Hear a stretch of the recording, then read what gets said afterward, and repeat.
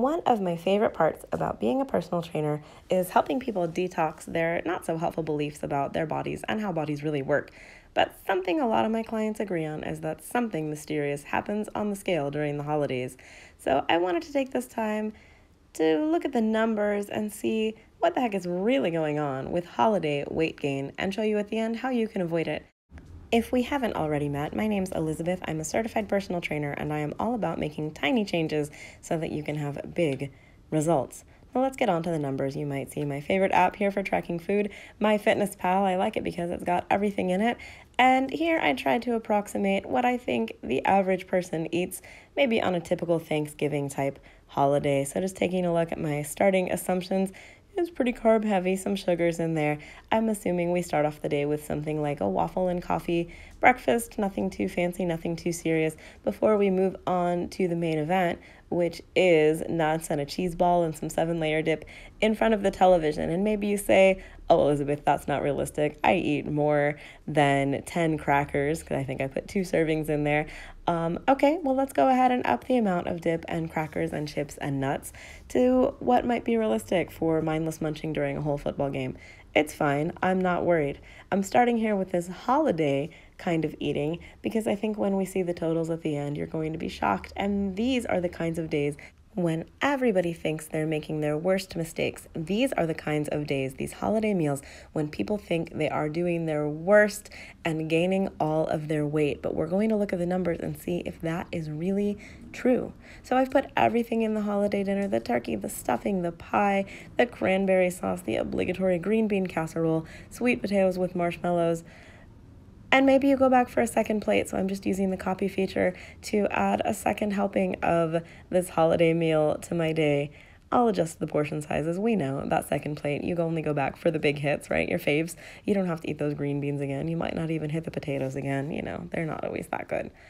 So when we take a look at our totals at the end here from our day of snacks and dinner and second dinner and our not so healthy breakfast, it's looking like a lot. We're going to be up close to 5,000 calories in one day. I think that's pretty typical. I think the average American eats between 3,000 and 5,000 calories for the day on Thanksgiving Day.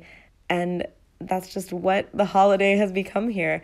And that's when people think they're really making their big holiday eating mistakes, like I said. But is this one high-calorie day what really triggers everything that can happen in the way our clothes fit and the way we're feeling during the holidays? I'm going to show you now what I think is really going on. So while I'm lucky enough to work for myself now as a personal trainer, I did spend more than a decade, closer to 2 decades, in an office environment. So I know how the holiday treats start rolling in. Maybe one morning you get yourself a holiday drink instead of your normal coffee with your breakfast or for your breakfast. And then at work, someone brings in some chocolate chip cookies and you have a work event and you drink more champagne than you normally would, right? I'm only entering in these snacks each day because these are the things that you might be eating on top of your normal daily intake, right? Just because it's the holidays, we don't cut out any of our foods that we're already eating, and I'm not recommending that you cut anything out, but treats have a little way of appearing, shall we say. And we are pretty bad at really keeping track of just how many treats we're consuming when they're around us all day long and not something that we're deliberately choosing. And when we tally up the total of these holiday calories every single day, we are taking in, on average, about 400 calories extra every single day. Now, calories are not the be-all and end-all. They're just the unit I'm using to talk about what's going on.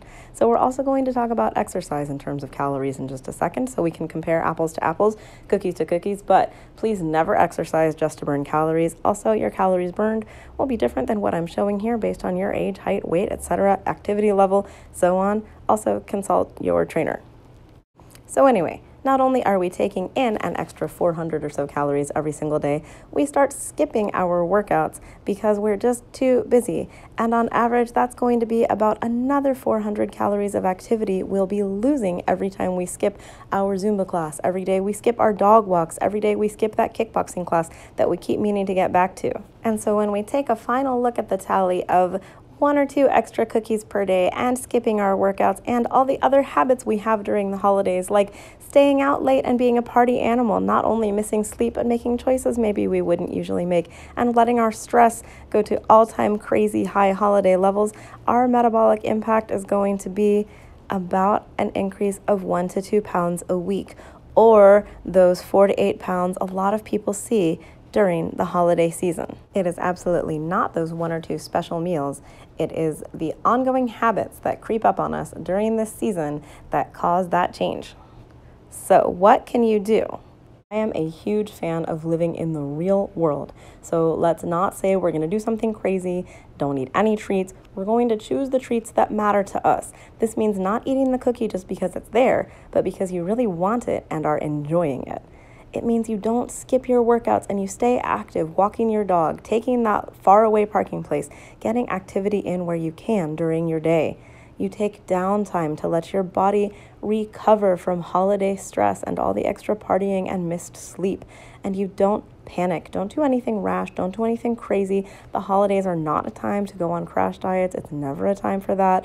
Just take a deep breath, live your life. If you see the scale creep up, go back to step 1, choose your treats wisely. And if you liked these tips and want to see more of what I have to say about surviving the holiday and staying in shape, well, it's free. I made this ebook a while ago and I still totally love it. Not only does it have all of these tips that I just talked about and details about how to put them into action in your own life in the real world, but it also talks about how to handle food pushers and those work events where the food's just not that good and all those other things you encounter that can totally throw you off track, even when you have the best intentions during the holiday season. So follow the link below if you want to grab a copy of that. If not, it's cool. Leave me your questions and comments down below, or tell me about your #1 holiday fitness struggle. Is it making the time to work out? Is it staying away from the office cookie tray even though you've already tasted everything and it's just not that good? What is your holiday struggle? Are you the one staying up late to eat the cookies that were put out for Santa? You tell me about it down below, and I will do what I can to help you solve it, because I know for a fact, after watching my clients succeed for all these years, that it is totally possible to make it through the holiday season without just outgrowing everything you love to wear in your closet. Have a happy, safe, and healthy holiday season, and I'll see you back here soon for our next video. Take care.